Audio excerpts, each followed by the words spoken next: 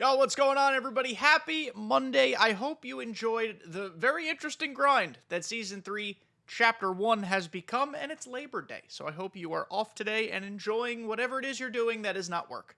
But just because it's a holiday does not mean the 10-minute mailbag takes a break. It is here. I got 3 questions lined up. If you would like your MLB The Show questions potentially answered, if you'd like to submit them into the mailbag, please leave them in the comments down below. Or you can join the Discord. The Discord is linked in the description.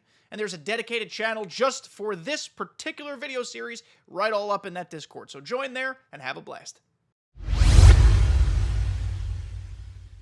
As is the gimmick, in this video series, I'm putting 10 minutes on the clock. That's just how it works. It is as simple as that. I'm going to turn on the Do Not Disturb so it does not vibrate while it's on my desk. People have complained about that before, and I apologize. But either way, here we go. Ready? 3, 2, 1. Hit the button. Our first question today is from a frequent commenter, but I love this question, especially with the new card series we have from Sports Ball Fan. With the introduction of the Out of Position card series. Who is a player or card you would like to see get an out-of-position card? His suggestions were Yordan or Aaron Judge first baseman. So, I agreed with Yordan, and I agreed with Judge. And so I've created a team here, loosely, quickly. I didn't put a ton of thought into it, so I might have other suggestions. There might be other people. Please put your hopes and dreams in the comments down below, along with your questions. But we've got Yordan. He'd be cool to have a first base card. Judge as well. I don't know where I want Giancarlo Stanton. I just feel like he'd be a funny type of guy to get an out-of-position card. Maybe he's also a first baseman. Maybe we make him a shifty shortstop. Maybe he pitches, reliever. I don't know. Maybe he's like a power arm out of the bullpen. I think Giancarlo Stanton getting one would just be fun. That's what the Out of the Park series is supposed to be about. We're going to talk about all of that a lot more on tomorrow's podcast episode. I think SDS nailed this content drop, like, as close to an A+ as it can get. I'd say probably a solid A. A lot of my concerns we didn't even have to deal with. I think they handled it tastefully, and I think it's super cool. But we'll get there. Giancarlo Stanton, I think, for all those reasons, said how tastefully they handled it. He'd make sense as a player. And I feel like Nolan Arenado is just a guy who's been around forever, who's excellent, who hasn't gotten a lot of love this year.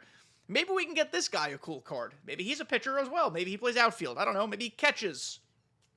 I also did not look into many of the past histories of these people. One of the things SDS nailed, again, which we'll talk about more tomorrow, is that they really, this guy used to be a catcher, so now he has got a catcher card. Jacob deGrom used to be a shortstop. He's got a shortstop card. So, if there are players with significant past histories, we can, of course, run off of that as well. But I feel like Arenado, just for how great his career has been, it'd be fun to give him a card. IKF, known pitcher, Isaiah Kiner Falefa. He's useless otherwise, but maybe we can give him a fun reliever card. I thought it would be cool if Luis Arraez, as like a slap-hitting contact hitter, became like a soft-tossing junk ball pitcher.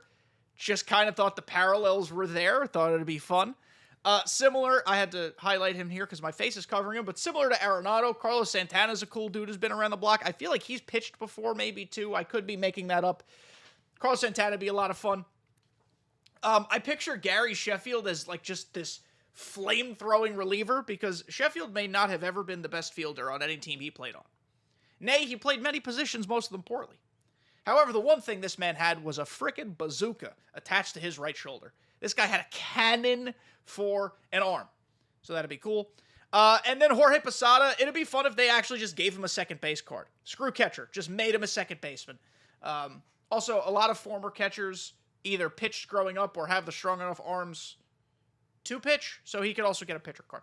I realize there are a handful of Yankees on this list. Obviously, I'm a Yankee fan. That was unintentional, to be perfectly honest. And like I said, I didn't do like a butt-ton of research. I do think someone like Vladimir Guerrero Jr. could get an out-of-position card. He is the cover guy. It would just be something fun for them to do with the cover athlete. Maybe they could ask Vladdy, hey, what other position would you want to play? And then they give him that card. So these are just the guys I'm thinking of. I think it'd be fun. I'm at first very skeptical of this content or this card series, and I'm a large fan of it now.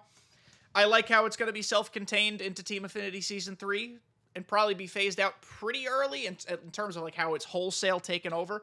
But I do think if it continues to work well, there are opportunities moving forward next year where like a random headliner could just be out of position Isaiah Kiner Falefa. I don't know. Just pick a name. And I think it'd be fun. It doesn't, like, disrupt anything. It's just fun. So I like it. And then in terms of pitchers, I only picked 3. Disregard these last 2. Shout out to Scott for reminding me. Vince Velasquez once made a sick play in left field. I think he hosed the guy out at the plate. Vince Velasquez is currently on the no team. He's a free agent, but he's still kicking, I think. So let's give him a card. A left field or position player card. Marcus Stroman. He is like a sick fielder. Like an insane fielder. Let's give this dude a middle infield card. Marcus Stroman, to me, screams second baseman. So let's give him a second base card. And then Max Fried, another guy who's just a sick fielder as a pitcher. He could probably get another card. Kind of Greg Maddux, too. Those gold glove type pitchers, we could easily make excuses to give them out of position cards. Why not? It's fun. It's a video game. It's actually injected some life into this game. I played more this weekend than I've played in a long time. And how much, you ask? Again, we're going to go over it on tomorrow's podcast. I already collected Jackie Robinson, and I already finished the XP path, and I already have Hank Aaron. So I've played a lot. It's fun.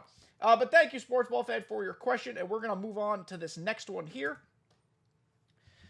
This is from user, lots of letters and numbers. And I'm stunned by this. Kenny, I'm 800 to 875 rated Switch player. Any tips on not losing my World Series game on Legend? I cannot hit on Legend on Switch. Brother, the fact that you are getting that close to World Series on a Switch it's astounding.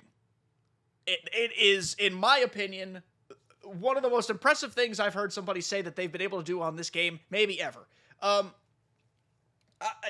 My follow-up for you is not why are you playing on the Switch, but like, is that your only console on which you can play it? Because you can link your accounts, and if you just take that same account and put it on an Xbox or a PlayStation, you'll probably be like 1200 rated. That is a skill. So I am bad on the Switch, so I cannot necessarily provide you like specific tips, and I apologize for that. But what I will say are the general tips that I think can make all of us better on any console, in any game mode, in any situation. Go up to the plate with a plan. I'm not up there swinging at everything. I am looking at one pitch in one area. I'm either looking like, for example, strictly an example, I could go so hyper-specific as like, I'm only going to swing at fastballs up and in until I have 2 strikes. I'm only going to swing on fastballs away. It doesn't have to be a specific little quadrant. It could be a full slice of the pie. Start learning your opponent's tendencies, and you're like, oh, after he throws a cutter, he always jams me with a sinker in. And start sitting on those things and make your opponent pay. You have to take advantage of those opportunities. Taking walks is a backbreaker at that level, because there are so many home runs hit. If you're going to take a free pass, it's a 2-run homer instead of a solo homer. So try to work your walks. Be patient. On the pitching side, try to get your opponents to expand the zone. I know that sounds cheeky. Don't throw strikes, but look how Major League Baseball is. They don't throw strikes on purpose because they will get hammered. They want you to expand the zone and swing and miss or get weak rollover contact. If you watch my How to Pitch with videos, I live just on the fringes of the plate because I think that's the best way to have success. So, user, first of all, again, holy hell, you're incredible.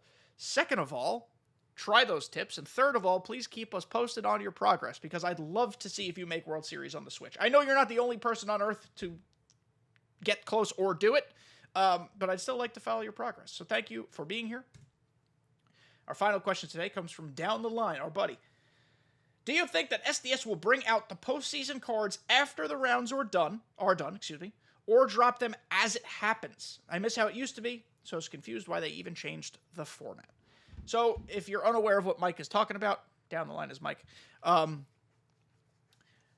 Postseason cards used to drop like as rounds ended, or like as specific rounds ended. So, like, the division series would wrap up, boom, cards like that night or the next day. Instead, they've pushed things back to the point where, like, we're getting division series cards halfway through championship series, or something to that effect. Last year, postseason content was not good. we have seen how MLB The Show and SDS can be very successful being a live service game, because that's technically what they are. The All-Star content and the draft content and the Home Run Derby content are the high points of the SDS content calendar every single year. Think of how much fun it is. Even this year, MLB The Show 24, which is a game that, admittedly, not all of us love as much as we would have wanted to. I mean, the All-Star cards, the All-Star content was great. It was fun. It kept people engaged. I wonder if I can easily get to it. You know, it is unfortunate the direction they took the postseason stuff, because there have been plenty of years where the postseason stuff drops almost instantaneously, and it's like instantly usable and fun to get, and tons of variety of cards. Like, look at all these All-Star cards. I don't even have all of them.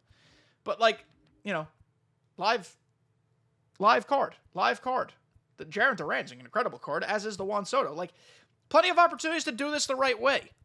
Home Run Derby cards, live card. Who was the other? Live card, 2 live cards. They were great. I hope SDS is able to produce postseason cards faster, so it feels fresh. I don't really know why they stopped, and I don't really have the answer. I don't know what they're going to do, but I think we're all in the same boat where we'd like it to go back to the way it was in, like, MLB The Show 22, 23, over there, something like that. Folks, that will do it for a holiday edition, Labor Day.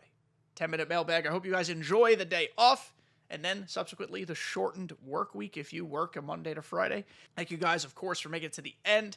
There will be a podcast episode tomorrow, and then either 1 or 2 pitching videos this week. So many new pitchers to use. A lot of them are a lot of fun, so I'm trying to figure out what my content plan is going to be. Either way, thank you guys for making it to the end. Make sure you leave your questions down below. Comment on anything we talked about. Like, subscribe, kiss your grandma for me. See you guys next time.